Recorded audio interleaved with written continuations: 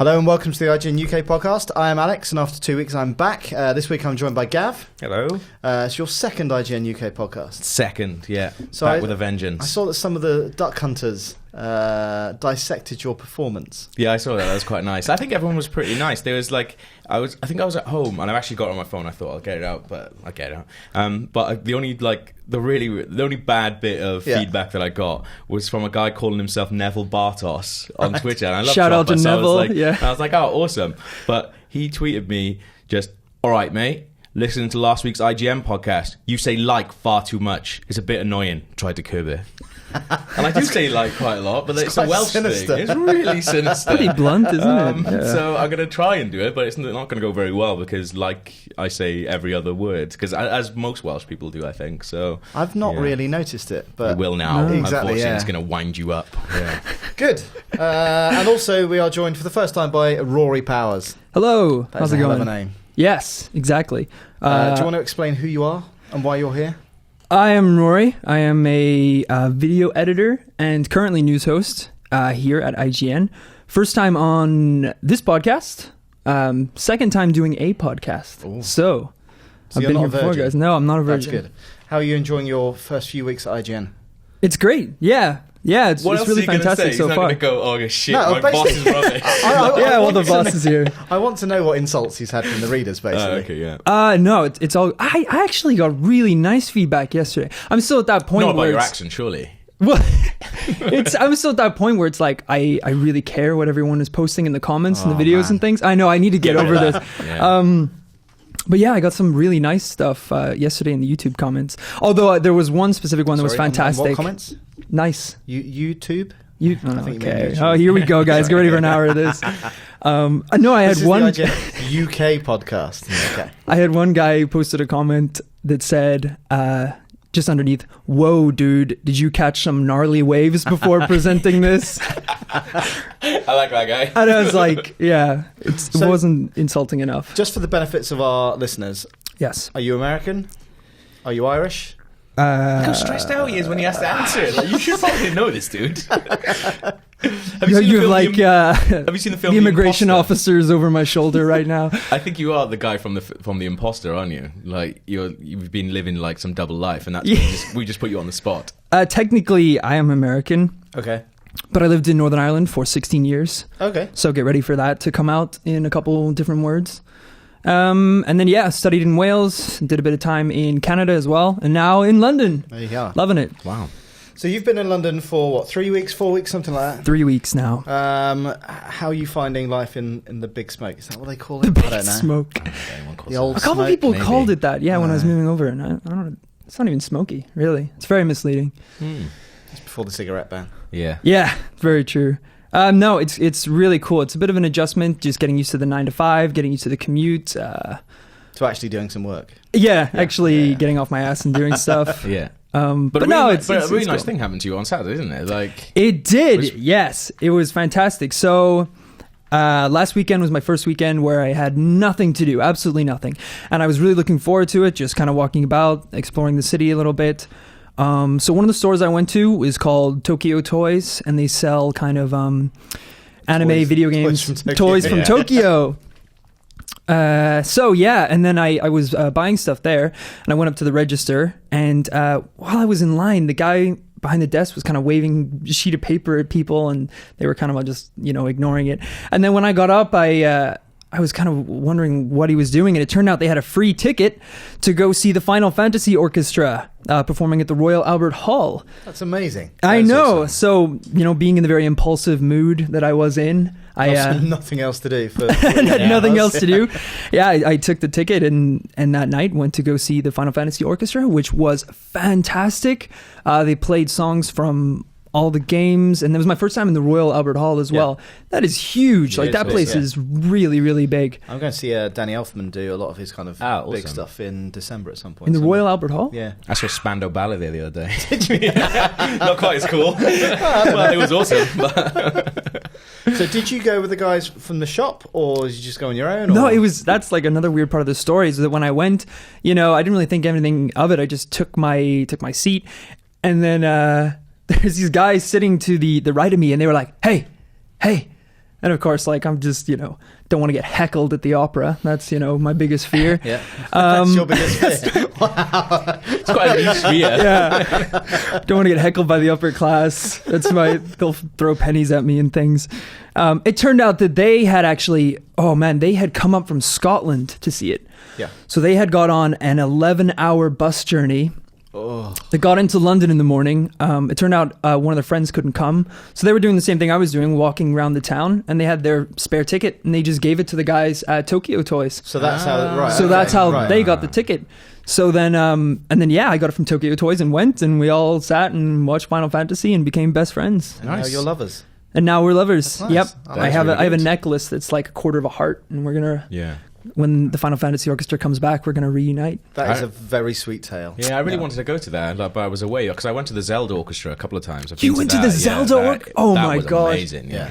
As soon as I finished Final Fantasy 1, I googled to see when the Zelda one was coming back, but there's no news on that. So the first time they did it was like during the 25th anniversary thing, and Eiji came out and played Grandma's theme on the piano, and like it was good up until that point. And then when he came and did it, it was just him on a piano in the Hammersmith Apollo. I would cry. I would absolutely cry. It was incredible. It was really good. Yeah, I know that theme because they opened the E3 press conference, which is what that's right. Yeah, 2 years ago. That was my first E3. Yeah, right. And that was amazing. That was incredible. Yeah. And for some reason or other, I couldn't go to the orchestra, but oh no. Hey. Yeah.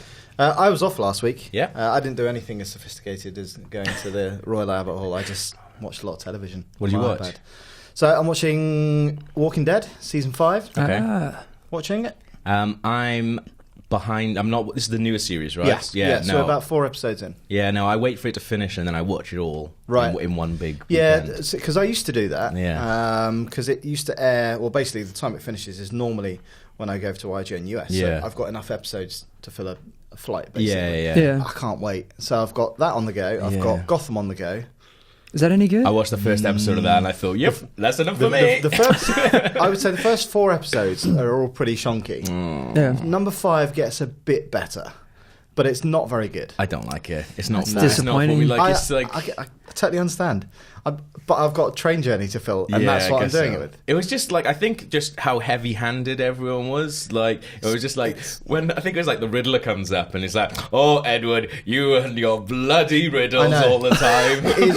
And it doesn't get any better. It's like that all the way through. Oh, really? And the acting's just a bit so shit. annoying. It could have been really good. The scripts are pretty awful. The one thing I thought was really, really good, and I love Michael Caine as Alfred, but I thought Sean Pertwee as Alfred was really, really good. Yeah, so he's coming into it a bit more now. Oh, that's good. He's sort of showing his softer side. Yeah. Because at the beginning he's a proper dick. Yeah, but I like that though. Yeah. Like, because it shows his sort of, because he's got an army background, Yes. right? Yeah, so yeah. shows that, and like, you're not taking any shit from Master Wayne and stuff. Yeah. I really like that. Yeah. But that was the best thing about it. But he's in it for like 2 seconds. But yeah, the first episode when they throw in like Poison Ivy and Catwoman and Riddler, and it's like, it's so all right, we get it. heavy-handed, It's yeah. Batman, but you don't have to shoehorn it all in and then forget about those characters. Some of them are still around. The thing that I don't understand with that is, like, there are so many bad guys in the Batman universe. Like, why have they gone to the ones that everybody already knows and everybody has like it's preconceived notions of? Like, why don't they go, okay, well, nobody's ever done Clayface, we're going to bring Clayface into it or something like that. Like, I thought that would have been a really, really smart way of doing it, because you're going to get people going, oh, well, no, I don't like that Poison Ivy, I like this Poison Ivy. I mean, anyone who likes to do with Thurman Poison Ivy is probably an idiot, but still, like, you know, everyone, you know, the Penguin is a pretty good baddie as it is. Like, he stands on his own 2 feet. Like, why go back to the ones they've already done? I don't get it. I know. It might just be to get that initial viewership, to show like familiarity, so people are kind of watch the first episode and they're like, oh, look, it's all these people that we know and we've seen before, and then hopefully work in a couple of the more obscure ones. I think its biggest problem though is that obviously Gotham by nature is a pretty horrible place. But it doesn't fully commit to being that. It wants to be hard-edged, but it never quite is. And it kind of just rolls the punches rather than, like, you know, it doesn't properly get stuck in. Yeah, I also don't like the look of it either. Like the sort of neon, sort of Sin City-ish vibe to it. Like, I really, really don't like that at all. And the use of, like, music is just awful. The music like, is when terrible, it comes to the end of a scene, it's like, it's like, what is this? Like, it's so weird. The Flash. I haven't watched any of that. I did watch it. Pretty rubbish. I actually did watch this. 2, 3, 4, really good. Okay. Starts because I think the problem with the first episode is that they've obviously got to explain that this guy can run really fast. Yeah. So you've got lots of shots of him like that, running speeded really up, fast, and it just looks a bit crap. Yeah. But now that they've kind of done that bit, it shows the impact of him running fast. So rescuing people, so like going from point A to point B, you don't see it. Okay. And it's really cut down on the whole of that kind of stuff. But I think also it's a lot more lighthearted. So he plays the role a bit like kind of Garfield does in Spider-Man. Yeah. So he's kind of just young, having fun, and it's good. And I'm enjoying that. Yeah. And then I've also got the next season of Arrow lined up, but I haven't started that yet. Yeah, I haven't watched any of that. Arrow's really good. Yeah. Bit cheesy. Yeah. But well worth watching. I don't know how you could watch Walking Dead week by week, because I think for me that show is so hit and miss. Yeah. Like they are brilliant episodes, and then there's an episode where even though I've just watched it, I couldn't tell you a single thing that happened in that episode. Like there's so many throwaway just episodes. But week by week, that's why I was watching the first season. Yeah. I started watching it because I was like, this is rubbish. Yeah. But then when I started watching them in one big hit, it almost lends itself a little bit more to that. And that's how I read the comics, was always in like one giant hit rather than like single issues. And I think it's a lot better like that. And I think also, I may well suffer because I'm flitting between so many different programs. It's like, oh my God, what's really going on in my head? Different ones as well. It's properly brutal, Walking Dead. It's like, I know it's been brutal up till now, but there are a couple of moments just like, oh my God. Yeah, I saw lots of people, like, without spoiling anything, they didn't spoil anything on Twitter, but I saw a lot of people going, I can't believe that they've just started like, the first episode. Straight like that, bang. Yeah, that's really good. Oh my God. So definitely worth watching. Yeah. I haven't watched any TV, I haven't watched any movies during this week, but what I have been doing is listening to a podcast called Serial, which, I mean, you've heard me go on about it. And I've seen it at the top of the because I always look at the iTunes charts to see how we're doing. Okay, right, but we're not beating Serial. No, never. It's. You know what we need? We need to kill someone on the podcast, and then we need to. That's not here. Yeah. You never know. But it's just. Where were you earlier today, Alex? I'm not anyway. Like if you don't know what it is, it's sort of the first spin-off of This American Life, which is an amazing podcast now and again. But it's a sort of narrative-driven podcast that week by week you learn more about what's going on. So the story for the first series is there's a guy in jail, accused or convicted of killing his high school sweetheart, and I think his cousin has gone to this reporter who uncovered a story that the defense attorney had worked on before, and she'd botched it, but she'd worked on this case of this guy Adnan who's in prison. So her cousin went to him and go, "Do you mind having a look at this case for us?" So she's been going through it like week by week and releasing these episodes of sort of her findings, and like she's been chatting with him on the phone. I think she clocked up like, at the time of episode 6, she clocked up like 30 hours on the phone to him. Wow. But they've got access to everything. So they've got access to any records that still exist. And this is a case that was happening in 1999. Okay.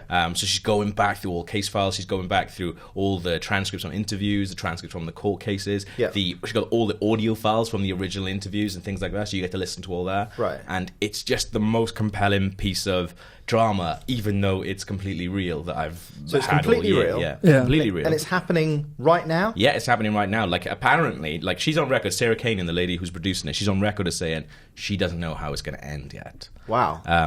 And I read somewhere else that, they're only a couple of days, there was 2 days before the episode was going out, and they were like, we're working on that episode right now. Yeah. So it's, it's quite a current thing. I think that's what makes him so compelling in a way, because she doesn't know, we don't know, It's really, that's also really frustrating about it as well, because I don't think it's going to be a very satisfying end to it. It's really like this podcast, though. We don't know how it's going to end, but it's probably going to be unsatisfying. Right? It's great because it's like those like kind of old detective films where every time I'm listening to this podcast, like her voice is like the interior monologue the main character would have. So I'm just walking down the street and she's like talking about all these case files, and I just want like a duster and like a 1930s like hat, and just to like walk down and compliment maybe a pipe or something as well. Yeah. Just while you're hearing all these facts and things, it's very you should walk around Soho like that.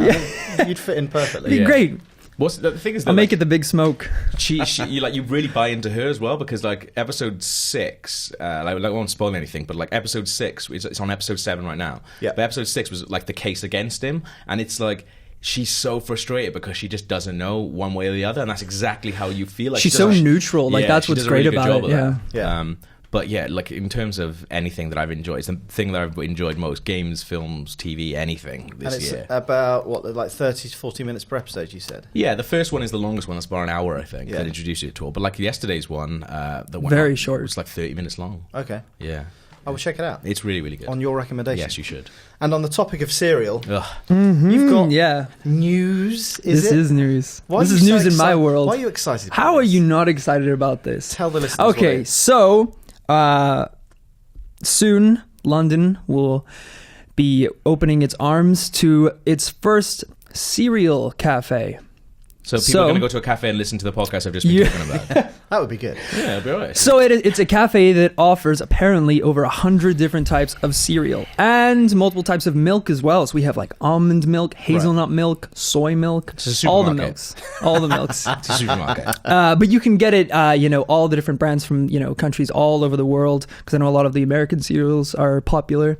So yeah, you can go in and there's prices for all the different kinds of bowls, and they even make their own, which is like mixing different cereals and different like crushed Oreos and things together. Why are you excited about this? I'm so excited about this. I didn't have breakfast this morning, so I'm thinking that is a large part in my excitement of this story. Cereal is a breakfast you have at home. Yes. If you go out, you have something more substantial than cereal, I think. Yeah, you could have 3 bowls of cereal. That's That's 3 times as substantial. Like, I generally love cereal. Like, at any one point, there's like 8 boxes of cereal in my house. Like, I do love it, but this shop is going to be filled like the biggest bell ends in London, like all queuing up, and I'll be one of them.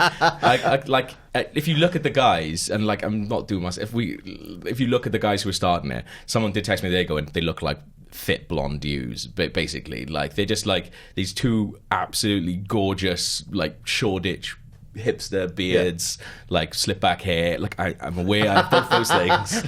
Yeah, I hope you weren't just looking in the mirror and obviously not the blonde hair. Yeah, no, a wave of self-realization just also flooded over very, Gavin. very beautiful men, which I'm not. So, but I don't know. Put yourself down. There's something about this. There's something about it that just screams.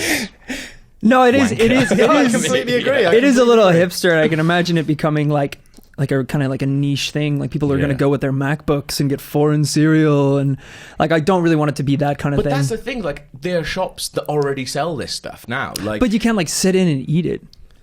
Wow. You sit in my house. I got very, very serious glares the last time I tried to eat a bowl of cereal in a supermarket. But, so is it in Shoreditch?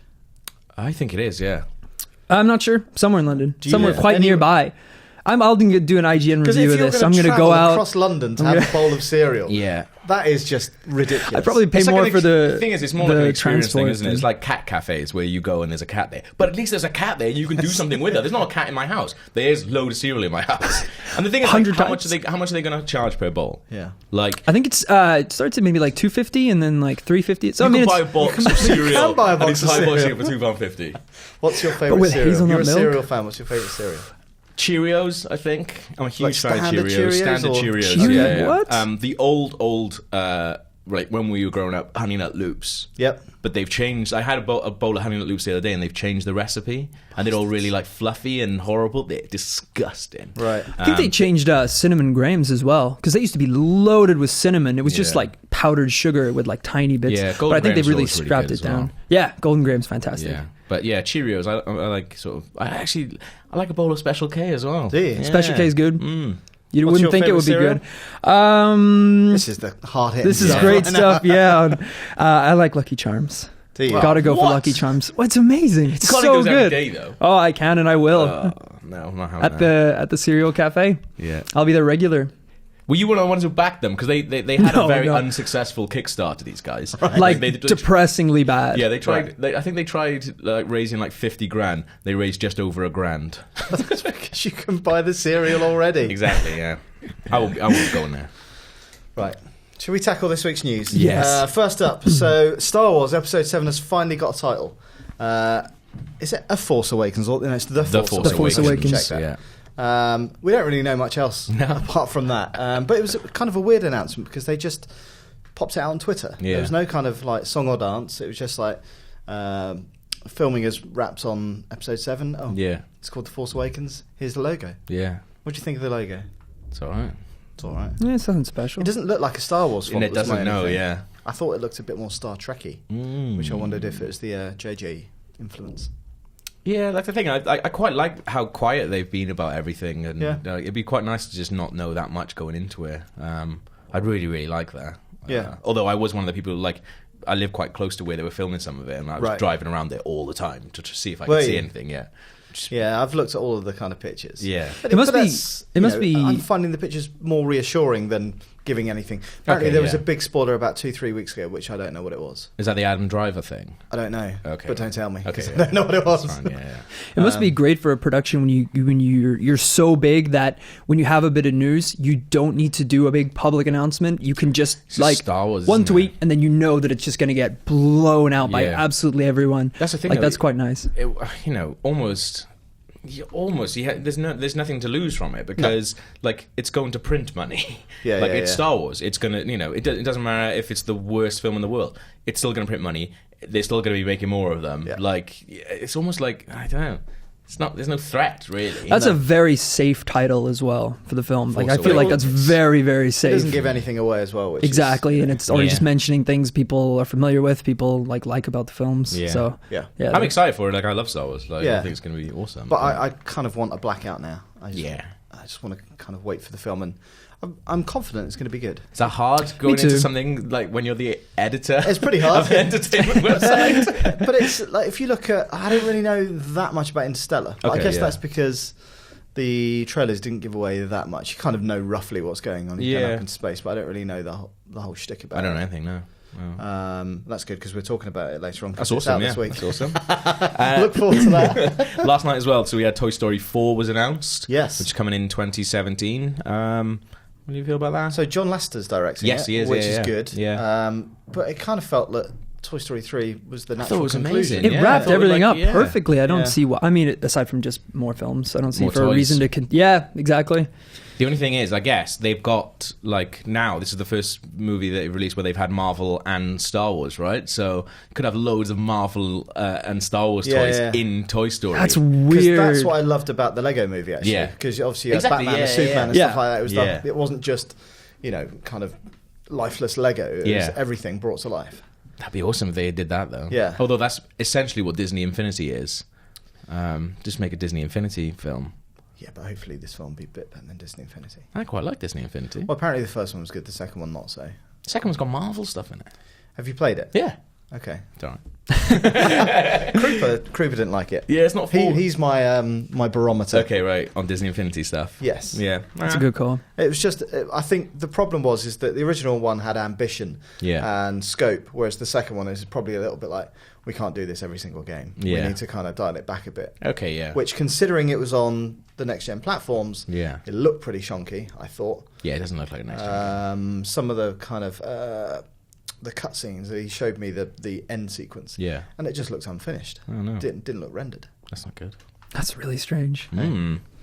Let's talk some games news. Like Nintendo had a big blowout. We're going to talk more about all of the Nintendo Direct stuff later in the podcast. Yeah. But we've got one specific piece of news now. Yeah. As part of the Majora's Mask 3DS re-release, there's going to be a special edition available, but only in Europe. I know that happens. I think it happened with the Bayonetta 2 special edition as well. But this one is very cool. It comes with a double-sided poster, art books, and a nice Majora's Mask pin. But I mean, it's not the first time that the special releases have been exclusive to Europe only. You don't get a cool statue. I thought you'd get the mask. I wanted the mask, the actual Majora's Mask. Yeah. That would have been insane. That'd been good. But who knows? Maybe they'll announce that for another territory. Maybe that's North America. Apparently the poster is massive. I want it so bad. Really big. But at the same time, poster for me, as someone who's come from, I came from magazines to this, the amount of effort that goes into free posters, not very much. So. No. And also, if it's huge, but it's going to be folded into a tiny box. Yeah. I hate posters. I think it might be rolled, hopefully, really? maybe. I think that's optimistic. Well, the other thing about this is apparently it's a double-sided poster. Who cares? Yeah. But what if you love... I'm the same as you. I used to work on magazines. That was the thing. Right, let's fill out the middle of this magazine with 16 pages of posters. Bang, bang, bang, bang. Right, now let's do the other stuff. What if you like both sides? What do you do? You buy the game twice. Okay. Yeah, I don't know. Poster stuff for me, like, also as someone who's meant to be a grown-up, I don't know if I could convince... I don't know if I could convince my other half to put Majora's Mask. Not unless it was like, the kind of Ollie Moss style thing. Yeah, exactly. Yeah. It's not obvious that it's... No. But you never get that kind of stuff. This isn't like that. No, this I've is had a look at it. very, it's just very a piece of in-your-face, Nintendo art, which I'm sure is lovely, but that's same. the thing. If it'd been some kind of like, amazing concept art that was never been seen before, or anything like that, I'm sure I've seen it before. Maybe it is. I don't know. But I wasn't that. Or something a bit more abstract, but just an ordinary piece of marketing material. It's like, do you buy special editions? No. I could barely afford the regular games, let alone special editions. Was there ever any special edition you thought, I need to get that? Well, I mean, this one is one that I'm definitely tempted by, just because I think the nostalgia factor comes into it. It's such a huge part for me and for a lot of other people, is just having this game like reintroduced into your lives and getting a chance to own these extra collector's items. I really wanted the Bioshock Infinite special edition because it had like the Songbird statue. Oh, that's cool. Then something dawned me when I was about to buy that. I was like, what if you don't like the game? Yeah. Because this is the thing with special editions. They announce all this different stuff. Obviously, Majora's Mask is different because it's pretty safe people there. know that, but like with new games, people are like, oh yeah, we're going to release this special edition. I think it was like the Titanfall one, and it was like was crazy. You could pay like 130 quid, and you had this like little model thing. What if you're not a fan of the game? Did you see that? No, I didn't. I never saw it. Yeah, it's that big. Really? It was ridiculous. It came in a box. Like, we got one in the US, and one of our editors could actually fit inside the box. What? It's crazy. That's insane. Well, this is the thing, though. Like, you do these special editions, and you think you could buy it, and then go, I thought the game was a bit shit. Yes. You're like, oh, this giant Titan now. You see the I forget which title it was. One of the Call of Duty games. And it came with a drone, like a flyable drone. Yeah. That's crazy. I don't think it was flyable. I think it was a remote control car. Oh, okay. I thought they did last year's. I thought Ghost was the drone. Did it have a drone? And then the year before, Black Ops 2 was the remote control car. Oh, the car. Then they had night vision. Yeah. It's just been going crazy and crazy and crazy. But I like those kind of like, it's not just like throw a poster in there. It's a little outside the box, something obscure, something like that. But it is 130 quid. I'm not going to buy it. No, I'm just going to look at it and go to my friend's house and see it. So I remember because I got some night vision for a Medal of Honor game, and I was like, "This is amazing! Got night vision." And you do it, and you go, "What do I do?" Was it actual night vision goggles? Yeah. Like that's a day of excitement at the time, right there. I was working with Martin, who used to be on the podcast. And we went into the disabled toilets because that was the only dark place in the office, and looked at each other with them, and then just went, right, never ever use them again. Back on the desk, Can you imagine if someone opened that door and it's just two grown men standing there with each other in the dark? 2 seconds, we'll be out in a minute. Just sharing a moment. And they'll be like, no, it's fine, you clearly belong there, guys. It's like Silence of the Lambs because one of us couldn't see what the other person was doing. Yeah, I don't like that. That's funny. Right. Grand Theft Auto, quite a lot of news around that this week. Like, Krupa went to see it, obviously, and he told us about it.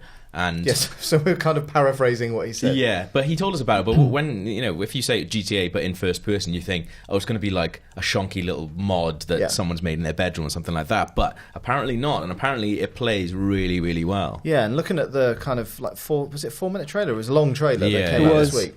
It looks amazing, and it kind of almost transforms the game into...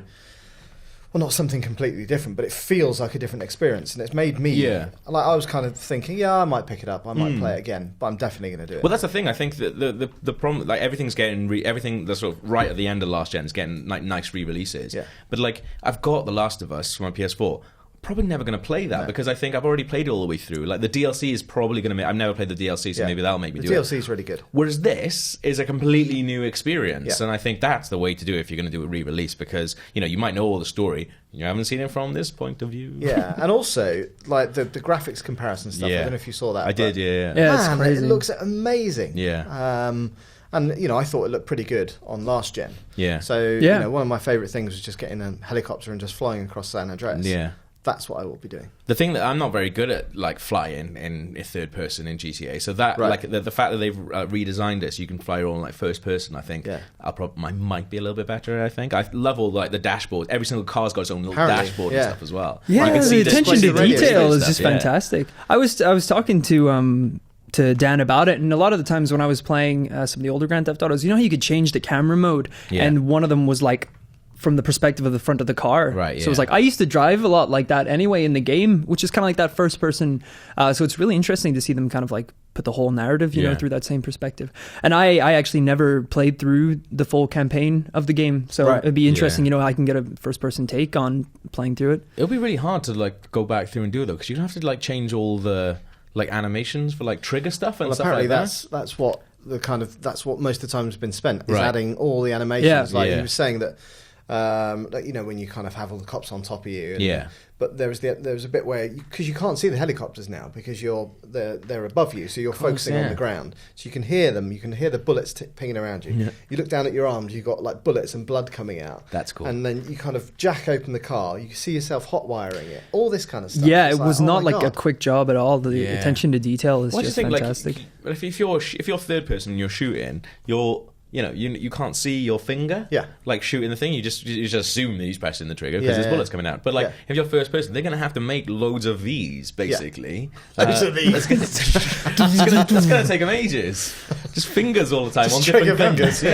But like every gun's gonna have a different way of holding. I'm obsessed with it. I don't know why. It's stressing me out a little bit. But even like but you know, switching from like getting on the motorbike, and apparently you put the helmet on, the sound is all muffled because obviously you've got a crash helmet. All that and the visors and things. I think it's really cool.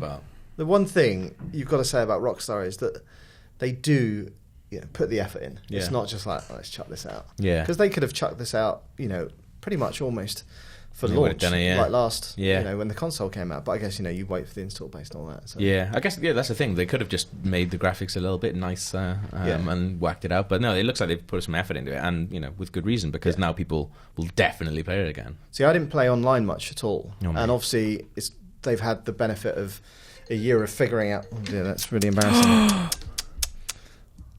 That's an iOS 8 thing. Is it? My phone rings, but it makes my iPad ring as well. Yeah, that's annoying. I don't want that. That is annoying. Is that possible? It's weird. It's just wow. It's crazy. Online. I didn't really play that. They've had a year to figure out all the server issues, and hopefully we'll get heists around the same time. That'd be awesome. Yeah. Nice. More news. Marvel.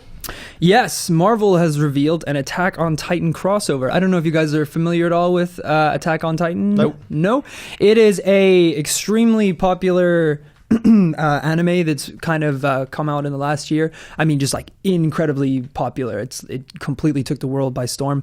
And Marvel revealed that the world. Okay. Yeah, no, absolutely, because it had been taking off in Japan and things for a long time, and recently it got released as an anime, and they're doing an English dub now, and people are just head over heels for it, and rightfully so. I mean, it's why is it so good?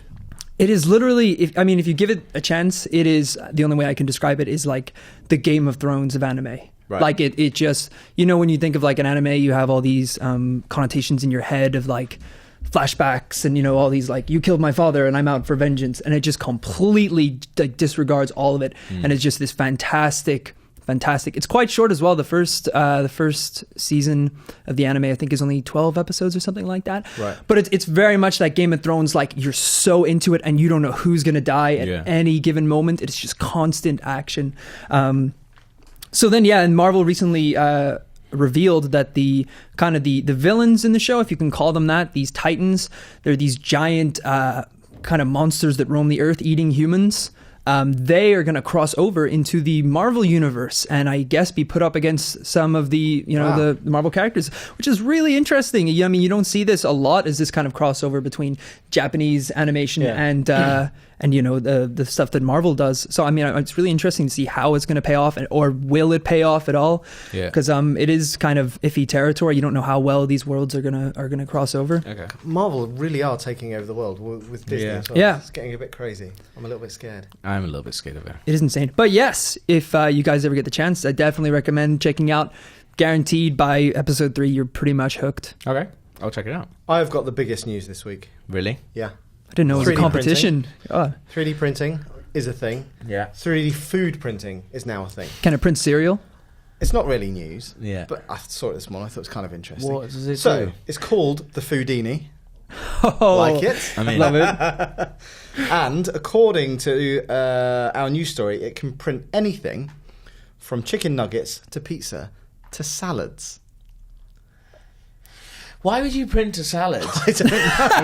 If it is, why would you print any of it? So the technology is the same. There's going to be comments going, mate, it looks like you need to print a fucking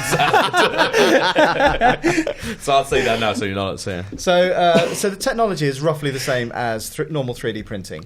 I've got some pictures here. You can see a printer. That looks foul. A pizza being printed. I'll show this to you in a second, Rory. So it kind of goes around, does the base, then it adds... It looks like something from Prometheus. The tomato topping, and then squirts out some cheese, and then ta-da! It's the cooked pizza. I assume that you have to cook it yourself. It doesn't do that as well. I'm not having that. That looks foul. What I don't understand is, what is the makeup of this? What materials go into... So apparently it's kind of... They come in like little... According to the steel capsules. So I guess like coffee pods or something like that you get with a coffee machine or something. Buy a normal pizza. There was no problem with pizza. That's true. But how do you print salad though? What do you have, like lettuce, and it prints the lettuce out? I don't really that's a good point. Get that. Like chicken nuggets, yes, because it's processed. Pizza, yeah, I kind of get that. Salad, I really don't get that. Yeah, are they going to print like a whole onion and then you've got to cut it? Like, or are they printing like, oh, like this Caesar salad is going to have like 3 bits of lettuce in it, this one a bit of cheese and a crouton. So that's what you need to do for that. Like, what would be the first thing you would print? What first item of food you'd print if you had a 3D printer? A dodo burger or something like that. Yeah, I was thinking like a lobster or a crab, because that's pretty much like an entire animal. Like, how could it? Or does it just print the paste of like what a crab tastes like? Does it create life? You don't make the thing and then it suddenly pops alive and then you have to kill it and crack it. And all that kind of stuff. That would be pretty insane. That would be really cool, yeah. I don't know what I would print. Some sort of Frankenstein but food presumably, machine. The origin is, like, if you're making a pizza base, it's like powdered dough or whatever in the capsule. So you're I'm guessing this, unless it's just the same crap but flavoured. Yeah. Can you imagine that? That'd be foul. But that's it. I don't think I'd actually print anything. But I just saw it and I thought that's kind of interesting. That's really strange. I'd like to have a Americans go with it. will love that. Yeah, I'd like to have a go with it. I'm sure there's some really effective practical use of this. I just don't know where it is. But it's presumably you're going to have to go and buy the pods from a shop anyway. So if you're at the shop, why don't you just... Maybe it'll work out. You can order them in like massive bulk. I think you're right. I think it's going to be like, it's all the same thing, but there's flavourings and things like that. But like... That sounds properly grim. I think there's obviously a use for it that we don't know about. Yeah. Maybe it's more cost effective, or I don't see it. Yeah. If I can't bring a crab to life, then I don't see the point of it at all, really. Yeah. That's fair enough. Yep. Listeners, let us know what you would print if you had a 3D food printer. You can email us at IGN_UKFeedback@IGN.com. Right, Nintendo Direct was the big news this week. Awesome, yeah. Yes. Rory, you're a big Nintendo fan. I am. Give us the lowdown. I'm proud to wear the title of resident Nintendo fan here at the office. Unless someone wants to challenge me to that. No? Good. Okay. I'm happy for you to wear that little crown. Can I get a badge? Or a crown? Or well, just give jacket? Mario a call. He'll send you. Okay, sweet.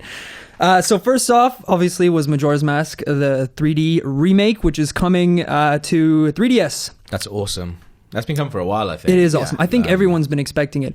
The other thing people were thinking would happen, and some were hoping would happen, would be for the remake to be on Wii U, which would definitely be interesting. And I think that would boost the sales for Wii U, having such a huge title reintroduced on this console. But I'm happy enough. I'm over the moon, actually. Yeah, no pun intended there. Yeah. That was great.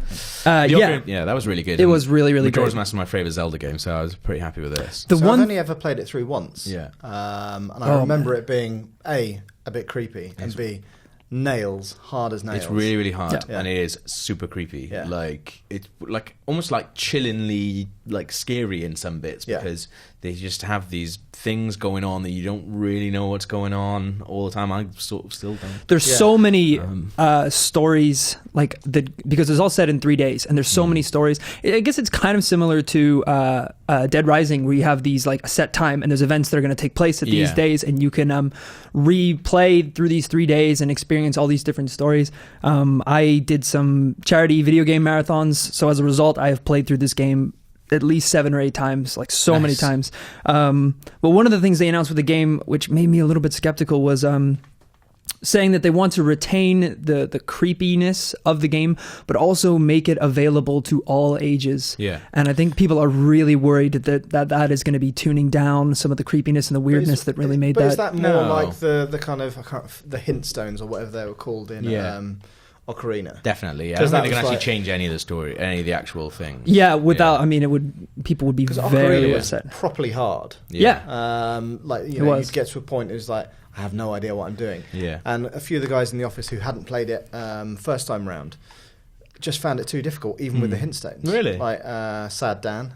That's interesting. Just gave up. And then after that, you get the Master Quest as well, which is an add-on, and it's just like ridiculously hard. Yeah. So I mean, hopefully they don't really take out any of the difficulty or, you know, this kind of significant creepiness that kind of came with the game. Yeah, they're not going to do that, I think. I think it's just making it a tiny bit. Someone actually commented that they did the impossible. They managed to make the moon look even more terrifying. Yeah.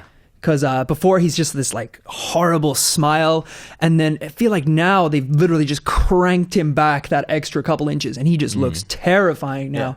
So I'm very, very excited about that. I think that's what's on the poster, which makes it even worse. Yeah, like the moon is on the poster. Like, why would you want that in your house? That's great. I'll take that in my house. But the Majora's Mask would be amazing. Yeah, the mask, absolutely. So I would wear that to work. We'll 3D print it, then we'll eat it. Alex, you bring the night vision goggles, I'll bring the mask. We'll meet in the disabled toilets. It'll be a whole thing. It'll be great. I haven't had enough like that for a long time. I do love Nintendo Direct because they just get, like, there hasn't been a really, really good one for a while. And I just love when they just release all this information about stuff. Obviously, the favourite one I'm sure our podcast listeners will be doing it is all the Duck Hunt stuff that happens. Exactly. Yes. That's the real news from this direct. Of course. So the dog and the duck are going to be playable, I think, as a duo. They call the Duck Hunt Duo, I think. Have they got real names? I think it's called the Duck Hunt Duo, and that's what the US was, So those guys are going to be playable. But to sort of coincide with that, there was this amazing trailer where they had like a little bit of the sort of original stuff, and then it morphed into like Smash Brothers graphics where everyone sort of came on. And they're going to re-release Duck Hunt on Wii U as well, so you'll be able to use the Zapper as a little thing. That is massive news. Like, Chris Tilly claims that he's now responsible for bringing Duck Hunt back. Really? Not just on this podcast, but with Nintendo. Globally, Because he claims to have brought banter back into kind of... he doesn't really claim that, does he? As soon as you get out of this podcast, if he's there, ask him. I promise you. Just a phrase? Or he what? Thinks he brought the word banter back into I swear to you, and people who've listened to this podcast will have heard him swear on his life. Mad. He thinks we have quite a lot of clout, obviously. But no, that's quite big news, though, because like Duck Hunt... For me, it was one of the first games I played on my NES. Like, so to have it, I just said like, I'm noticing how many times I'm saying like now. I'm really sorry, Neville Bars. So having that back for the first time in ages is going to be really good. I think we'll have to do some crazy Let's Plays for that. But it's just Duck Hunt, though. Can you Duck do Hunt's awesome? Is it? Yeah. Hunting ducks? Don't say that. I'm just saying. I think it's really good. Right. We also have Xenoblade Chronicles X, which is coming to Wii U. You mean Xenoblade Chronicles X, I think. Yeah. In about 4 weeks, we'd have battered this out. Cracked me down. I'll be saying banter. Yeah. Don't do that. So that's coming to Wii U. I don't know if you guys saw any of the game footage for that. I haven't seen it. No. It looks surprisingly impressive. I mean, I know the Wii U is, when it's pushed to the max of its specifications, you can get some really beautiful gameplay footage. But a lot of people were saying, because one of the settings of the game is New Los Angeles. Yeah. And it looks like GTA. It looks like Grand Theft Auto. You're running around these kind of like suburban Los Angeles, like neighborhoods and things like that. It looks like Grand Theft Auto. It looks really, really impressive. Monolith are amazing at like pushing. Like when they released Xenoblade Chronicles for the Wii, like that was one of the best looking games, and it's right at the end of that with the Wii cycle. They're so good at just pushing a system right to the very peak, I think. So this will be huge. And then you have these. It's strange because you have these kind of juxtapositions of walking around like downtown Los Angeles, and then the next shot of the game is you like out in the mountains battling these giant like aliens. So I mean, it's a very interesting game, and I'm really looking forward to seeing how that one comes out. Yeah, no, it looks really, really good. I'm excited for that. The Splatoon single player stuff as well. You'll be up against. I really like the look of Splatoon. I played it at E3, and the co-op stuff is really, really interesting, and it's really good fun. But they've so they've released some like campaign mode. So you're going to be up against an army of octopuses. Octopi? Is it octopi? Oh, it is Octopi. Yeah, whatever. I would probably say Octopi. Yeah, Octopi. you're going to be up against an army of them anyway. Yes, I think Splatoon's going to be a really, really good one because there has been like a really, really good co-op game since like, a really good one since Nintendo Land. And it's one of those things. Like when I saw it at E3, I was like, but then when you play it, it's a lot of fun. It's really good fun. Yeah. Yeah, the gameplay looks really fluid. I think when you master that dipping into the ink and kind of popping up, I think once you get to grips with that, I think it'll be fantastic. I think it'll be really great. We also have the first DLC, I believe, for Mario Kart 8. Mario Kart, you mean? God. This is my first and last appearance on the podcast. Mario Kart. Nice. Yeah. Mario Kart. So yeah, that's coming out. Mario. Mario. Yeah. Mario. That's out next week, right? Mario. Yeah. Mario. There you go. Yeah. Too weird. Done. Too weird. So I mean, this is some really interesting stuff here. I really haven't seen Nintendo doing a lot of DLC for games before. I think this is a very interesting step, following the footsteps of Sony and Xbox. Well, you're forgetting about the Mercedes-Benz DLC that came out for Mario Kart 8. That was so weird. Like when they announced that, it's like, why are you doing this? It just looks awful. Like the DLC thing is like, we're going to do our first bit of DLC. That's really good, Nintendo. What are you going to do? Mercedes-Benz. Yeah. Like, okay, well, I mean, swings and roundabouts. A Mercedes SUV is. Well, I mean, if you've seen anything from this, it looks really cool. Really One good, of the they've introduced a lot of the, I guess it's probably to tie in with Majora's Mask as well. They've introduced some Zelda things. So you have like a Zelda themed map. You have the, I believe it's called the Master Cycle, which is like a motorbike with Hyrule shields and things on the side. It looks really, really cool. So I'm interested to see how. The thing is, my only thing about the Zelda thing now is, like, the Mario and the Mushroom Kingdom has just been like mined to death as stuff. It's like, right, what's Mario doing this week? Tennis. What's he doing now? Golf. Like, and I just think Mario and Sonic at the Winter Olympics. Yeah. Well, that was but the furthest. They'd left sort of Zelda and Hyrule and out of all that kind of stuff. God. But now it seems like they've just gone, right, people are absolutely sick of Mario. Let's get on to Zelda. I'm starting, like, my only like concern is they're going to start bringing Zelda. They're going to start just doing all these like horrible spin-offs of Zelda games. Hopefully not. Hopefully they won't do don't, that. Yeah. But Krupa and I ages ago were talking about this. Yeah. I didn't really understand why they didn't do a Mario All-Stars kart.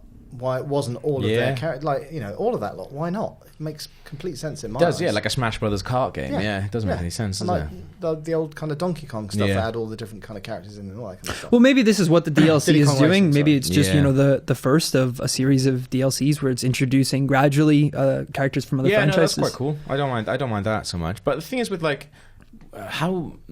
there's not that much that the actual characters make it that much of a difference now. It's more like the carts and things like that and how you build them. Yeah, it was only, and I wish they hadn't stepped away from this, it was Double Dash was the Mario Kart game where whatever character you chose, they had specific items that only they could use. So it meant selecting characters had a bit more weight to it because it meant, you'd be using different items than everyone else. Yeah. And then in the new one, they have since gone back on that, and all the characters are more or less quite similar, aside from weight differences, But I wish they would have kept that, where every character has their own unique trait or unique item. I think that would make character selection a little more interesting. Yeah. They also showed off a few more of the Amiibo figures as well, which has got to be one of the worst names for anything. I think it's quite playful. Amiibo. No. Wii U. Yeah. Amiibo. This is why I'm a Nintendo They're fan. not great at naming products. What would you call it, Gav? I don't know. Just Nintendo action figures or something. Nintendo collectibles. NAFs. Yeah. NAFs. Some of them do look pretty naff. And expensive as well. Like they're super expensive. No. I guess they're in my price range. I think the retail price was $12 or $13 for a single figure, which I mean isn't too bad because this is something that could be pushed to extraordinary prices. So I mean, when it comes over here, I mean, what would I be looking at? £8, £9 for? It's not going to happen like that. I was going to say, I reckon it'll be like it'll be a tenner. But I thought they were more expensive for some reason. I thought there was big. I thought there was going to be expensive ones, then less expensive ones. What do you got? What are your thoughts on the kind of Amiibo figures? If I was a little kid, I'd be going crazy for it. But you've got Skylanders, you've got Disney Infinity. Now you've got that. It's I am a parent. I just can't afford it all. Yeah. Oh no, absolutely. It's too much. I think everyone kind of recognizes it as a way for Nintendo to reel in more money and sell more games. But me personally, I I don't really see a problem with it just because of the practicality it has. If it was buying it just for Smash Bros, sure, that's a little, you're not going to get much use of it. But now with this Nintendo Direct, where they've announced this cross-game use of it, where, using it, because, Nintendo, it's different with Skylanders. You buy the Skylander figures to go with the Skylander game. Yeah. But these, hopefully they can help you with generations of games and things like that and offer something, which I think could be useful. So that's it. I think the concept is good. We'll have to wait and see for the reality. We don't really kind of know. That's fair enough. I'm going to buy them all. There you go. So, there you go. Before we finish our talk on Nintendo, we've actually got a Mario Kart competition. It's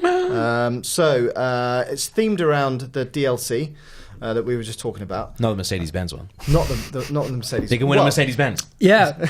Not quite. Jesus, stop, because otherwise somebody will think that. No. Someone just turned off the podcast right there, so they didn't hear anymore.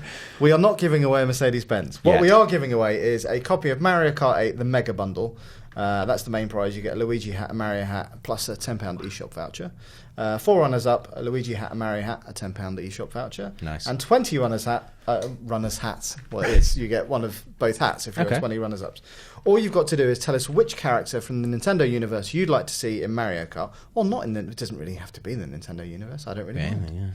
Yeah. Which character would you like to see in Mario Kart and why?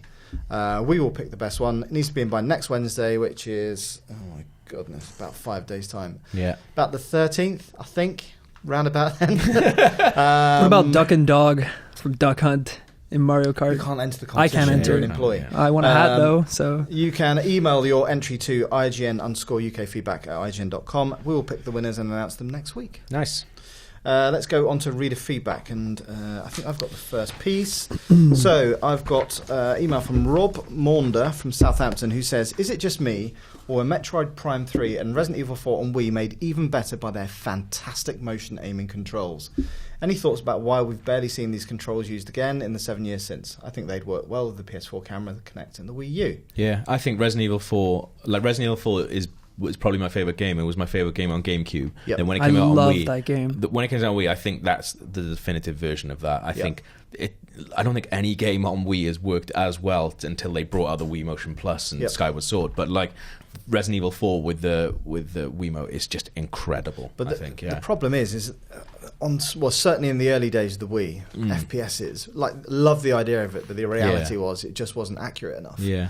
So I think it was a little bit hit and miss. I agree. Like when it's done right, completely. Well, I think for Resident Evil as well, because obviously it's third person, but it switches to that sort of over the shoulder thing. Yeah. That's almost perfect for it, because you are tracking all the time, but you're sort of moving and stuff as well. But it's only when you go into shoot mode, then you have to properly, concern yourself with focusing on where you want to shoot. Yeah, I mean, I had this issue, and I do agree it's kind of hit and miss, because I had great experiences where it worked out perfectly, but then one of the ones where it was a little bit touchy was when they relaunched GoldenEye for the Wii, and they made a whole splash about it. Yep.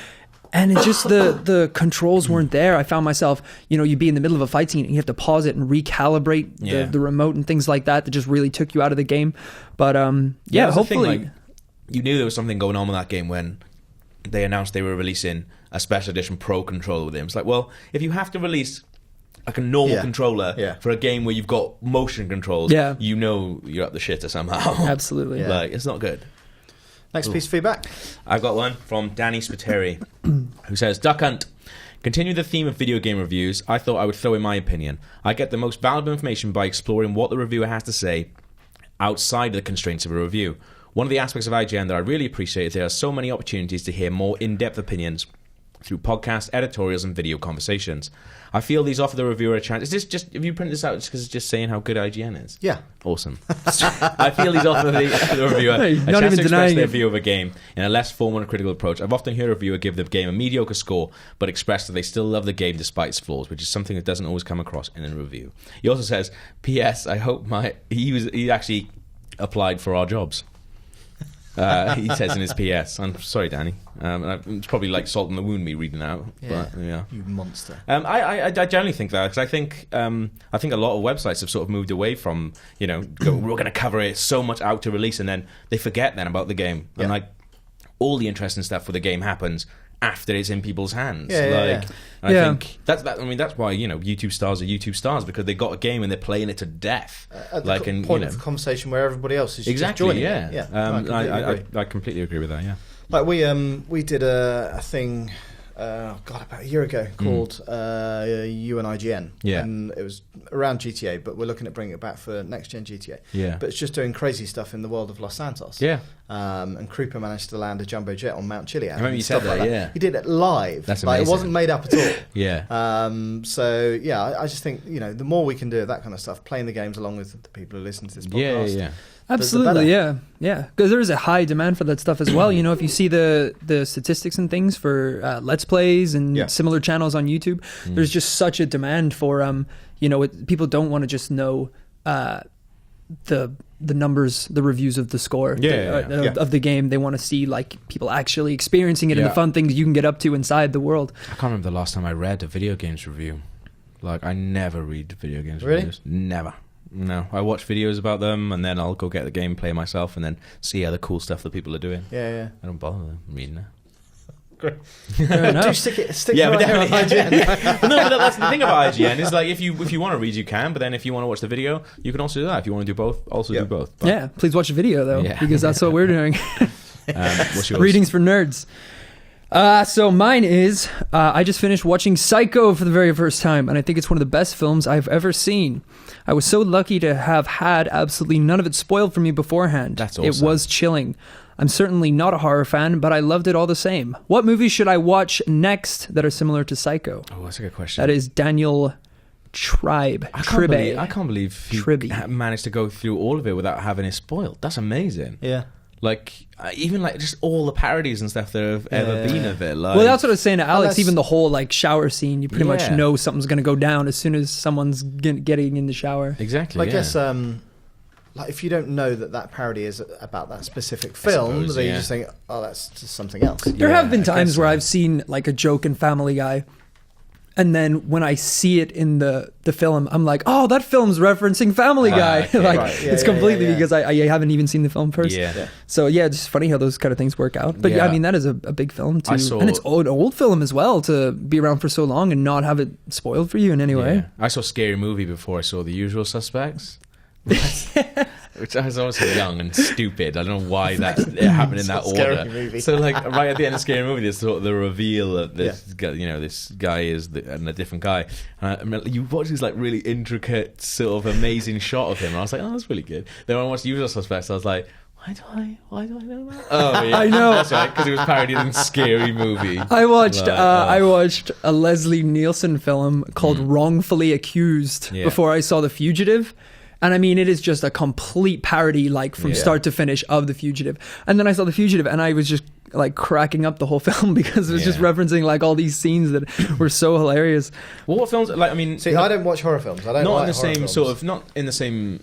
I mean, because Psycho is up there. Yes. But I mean, like in the same kind of sort of character. Like you could sort of check out. I guess like Silence of the Lambs. Have you ever seen Silence of the Lambs? Like I think like Silence of the Lambs, Texas Chainsaw Massacre, and Psycho all sort of based loosely around Ed Gein. Yeah. And the kind of like naughtiness that he got up to. I had an awful moment when the first time I was watching Silence of the Lambs, which spoil was it now because maybe this dude. No, I won't spoil it. I won't spoil it. There's a specific scene that includes full nudity. Full frontal male nudity. Great scene. And literally I was watching it for the first time and I was like, I had no idea what was going on. I was like, because he's just kind of like dancing and singing to himself. And I was like, okay, this is a little bit weird. And I swear my sister just bursts into the room the second he just throws, and then she's like, Rory, and I'm like, it's Silence of the Lambs, Silence of the Lambs. So that was my first experience. Leaping in front of the television. I always love hearing that song because it's Goodbye Horses. Yeah, Goodbye Q Lazarus. Yeah, so like you can't ever hear that song without thinking and putting on lipstick as well in the mirror. Yeah, I don't put it on lipstick, but I do. You do the other bit, right? Yeah, you can't hear that song without thinking of a man's tucked in his legs. Moving swiftly on. I think Kyle, the last piece of feedback. Kyle Barrett says, I'm worried about Ant-Man, full stop. That's it. That's good. With all the recent announcements of the Marvel movies up to 2019, it seems that Ant-Man is being forgotten. The trailer for Avengers Age of Ultron and the announcement of Captain America Civil War has made all excited, but Ant-Man, which only released a couple of months after Avengers, hasn't been talked about in the same quantity of other films. I think that, a lot of people did say that because Ant-Man is sort of I think Ant-Man is meant to be part of Phase 3. Yeah. And they did this big Phase 3 thing last week, and they never even remotely mentioned him. Yeah. It's like PlayStation and their Vita. He's there. But I was thinking... Well, I was thinking at one point, because obviously Spider-Man's not part of this. Yeah. But you need someone to have... so do you know about Spider-Man in Civil War? So he reveals his identity and stuff like that. So I was thinking that maybe Ant-Man could have been that character. Right. Is his identity secret, Ant-Man's? I think so, yeah.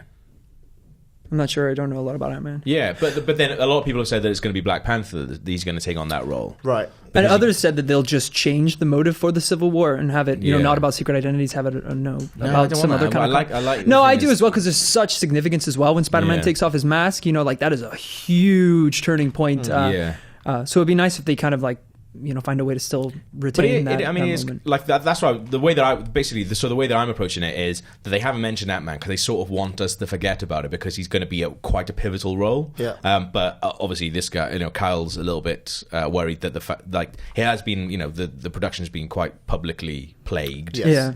With Edgar Wright leaving and stuff like that.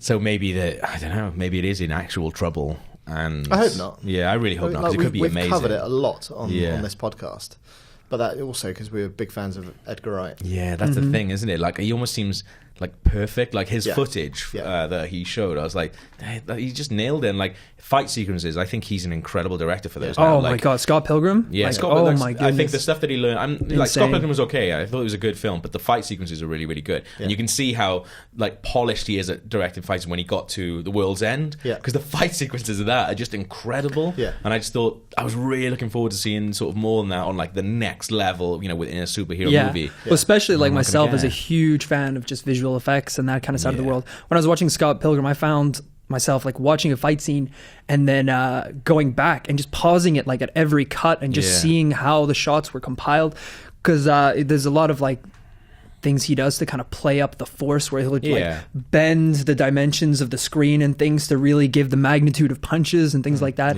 Just is fantastic, these little touches. So it would have been, was it creative differences? This is why he left the... I think it's like what you said, I can't remember, but it's a while ago. But I really, really hope that the fact that they haven't mentioned it is because it's almost like a tactic and they want us to forget. It's kind of playing it down. Yeah, and he's going to be a giant part of it. That's what I think. Hopefully. Whether that's going to happen, I don't know. That's it for this week's feedback. You can get in touch as always, IGN_UK-feedback at IGN.com. Right, games out this week. Football Manager 2015 is out. Yeah, I'm not allowed to play Football Manager. Do you like it? Yeah, but I banned myself from playing it. So you'll be pleased to know that this year's game is really good. Is it? Yeah. Wow. It's always really good though, isn't it? IGN gave it an 8.9. Better menu layouts, countless new options, and improved matchday features see Football Manager remain its title-winning form. Yeah, I get too addicted to it, and I can't. I've never managed to sort of penetrate it. Really? No. I want a really realistic Football Manager game where it's your options are your team are bad. Do you neglect your home life? Or stay at the office. They brought in really the last one I played. They brought in media stuff, and I thought that was really, really good. That was a really, really good. But digital press. Well, you have to do press conferences and stuff like that. That's so weird. I had no idea went into that level of. That's why I'd also say if you're playing Football Manager to the level that you should be, then you probably are neglecting your home life. Yeah, definitely. In real life. It does tie into the game then, I used to live with a guy. I lived with a guy that would put on a suit for Champions League finals. Oh my god! What? That's Seriously? ridiculous. Yeah. And by a guy, do you mean you? Yeah, no. He would if it was Champions League final, he would bring his PC down to the living room when I was at uni, and we would all sit around, and he would wear a suit for it. Oh my god! He also believed in all kinds of just trippy stuff. He had all these conspiracy theories. If you moved your mouse a certain way, he had to have his mouse set up and wasn't allowed to be moved. And I saw him beat the shit out of a dude in my house, who I also lived with, because the guy came in, moved his mouse a little bit because he didn't realize he was playing a game to go on the internet, moved his mouse, and they scored as he moved his mouse. And he was just you just did that happen. And he's like, no, that's not how Football Manager works. And they had a full-on scrap in his bedroom. Oh my gosh. Some people take it really seriously. I was one of those people. It's funny though. It's funny because Football Manager, having press events in Football Manager, is kind of like, imagine if there was a game where you controlled an army and you had to attend like political events and discuss with like other politicians. That'd be good. I'd like diplomacy. And it's just it's interesting. Also at the Swapper. Yeah, the Swapper's really, really good. I don't know much about the Swapper. It's out on Wii U. It's this really sort of quiet little game. I actually spoke to the guy who wrote it this week, and there's a video of me playing a Choose Your Own Adventure game with him on the site, which you can watch. But it's this sort of really creepy, I guess, it's like a side-scrolling game. It's really hard to say anything about it without spoiling it. Right. But it just came out on Wii U, and I think that is my favourite version of it. You should definitely check it out. I don't want to say too much more without spoiling it. But The Wolf Among Us is out as well. That's been one of my favourite games. Yeah, I didn't. So I've played through about the first 2 seasons. I've got it all on my iPad. 2 chapters. Yes. Sorry. Yeah. But it's just not clicking as much as Walking Dead did. Were you a fan of Fables before? No, I'd never I was really a massive fan of Fables before going into it. So for me, it was just like, it was really cool seeing these characters sort of come to life. Yeah, because it feels like a great world, but I don't know. It's good, just, I prefer The Walking Dead. Yeah, I don't know. Right now, I kind of like. I don't know, the mystery of it. You're sort of solving stuff, whereas in Walking Dead, it's like, you're just talking to people in the world and stuff. I don't know. I've sort of got Walking Dead fatigue a little bit. I totally understand. Yeah. You are allowed your own opinion as well. Good. And then also Ultimate NES Remix. What's on that? Do you know what's on that? That's the 3DS version. So yeah, NES Remix have been awesome. Like these little Wii U games where you can play old NES games, but in a different way. So they'll introduce like crazy bits, like you have to, you're playing as Mario in a Kirby level and stuff like that, or you have to do a really old style Mario game, but the camera is zooming out. So however long, if you take longer, then you'll not be able to see it and things like that. So that's cool. They introduced like this different thing. It's very, very good. And I haven't played the 3DS version yet, but that's like the perfect version for it, because like a lot of people were saying when it came out, they were like, this is how Nintendo should do like iPad games, because this would be perfect for that. Yeah, totally, so because it's really, really good on the move, but like when you're sitting down, you sort of feel a bit like they're only small. They take like 30-40 seconds, some of them, and I think they're way, way better for portable. Plus hopefully you can utilize the 3D as well a little bit if it's on the 3D. I don't know if they do, actually, because I haven't actually played it, but yeah, it'd be good if they do. That would be cool. Yeah. In terms of movies, obviously the big one this week is Interstellar. Yeah. I don't think any of us have actually seen it. No, you still haven't seen it? No. I'm seeing it on Tuesday at the IMAX. So. Right. So in fact, the Creeper is seeing it, I think, right now with his mum. Oh. Yeah. That's nice. But he saw it last week, and so Chris and Creeper have both seen it.